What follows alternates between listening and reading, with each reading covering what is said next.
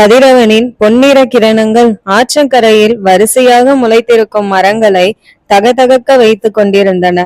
சற்று மேட்டில் ஏறி பின்பு குதிரையை மெல்லிய ஓட்டமாக சரிவில் இறக்கும்போது காவிரியினுடைய நீர் பெருக்கும் மரங்களின் வரிசையும் தொலைதூரம் படர்ந்த பச்சை வயலும் கண்ணுக்கு மிக ரம்மியமாக இருந்தன.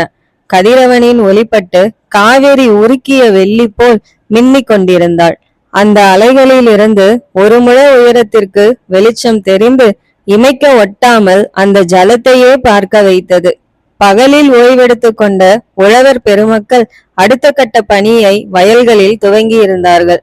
ஆதிகேசவன் பிரம்மராயரின் குதிரைக்கு அருகே தன் குதிரையை ஓட்டியபடி அவரையே பார்த்தபடி தொடர்ந்து வந்தான்.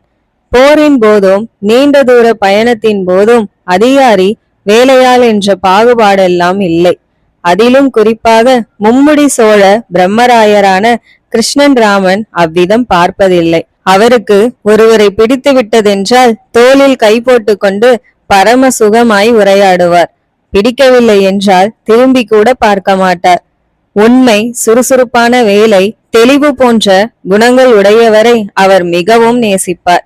இழுத்து வைத்து கொண்டாடுவார். உண்மை சிறிது பிசகினாலும் ஏதோ ஒரு இடத்தில் பொய் சொல்ல முயற்சித்தாலும் அவர் அந்த மனிதரை அதற்கு பிறகு அருகே சேர்ப்பதில்லை. அவருக்கு கீழ் வேலை செய்யும் ஒற்றற்படை வீரர்களுக்கு சோழ தேசத்து மற்ற படை வீரர்களுக்கு இல்லாத பல சலுகைகள் உண்டு. அப்படி சலுகைகள் தரப்பட்டிருக்கின்றன என்பது அவருக்கும் மன்னனுக்கும் தவிர வேறு எவருக்கும் தெரியாது. அதே நேரம் ஒற்றர் படையினர் ஆடம்பரமாக இருப்பதை அவர் விரும்புவதில்லை. உனக்கு கொடுக்கப்பட்ட சன்மானங்கள் உன் வீட்டின் சுகத்திற்காக, உன் வீடு உன்னை மரியாதையுடன் போற்றுவதற்காக. நீ பட்டும் முத்தும் பவளமுமாய் வெளியே வந்தால் உன் மீது பார்வை அதிகம் போகும்.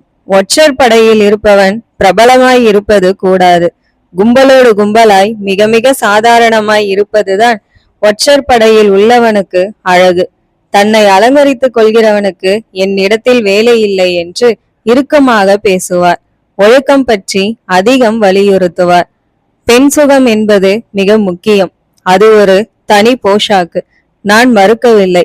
ஆனால் போகிற இடங்களில் எல்லாம் பாய் விரித்து படுக்காதே, வாய் வைத்து உண்ணாதே. மனைவியை தவிர வேறு யாரேனும் ஒரு தேவரடியாரோடு தொடர்பு வைத்துக்கொள். ஆட்டம் போடு. ஆனால் எல்லா பக்கமும் மனசை அலைய விடுகிறவன் இந்த ஒற்றன் வேலைக்கு லாய்க்கு இல்லாதவன். அப்படி எவரேனும் ஒரு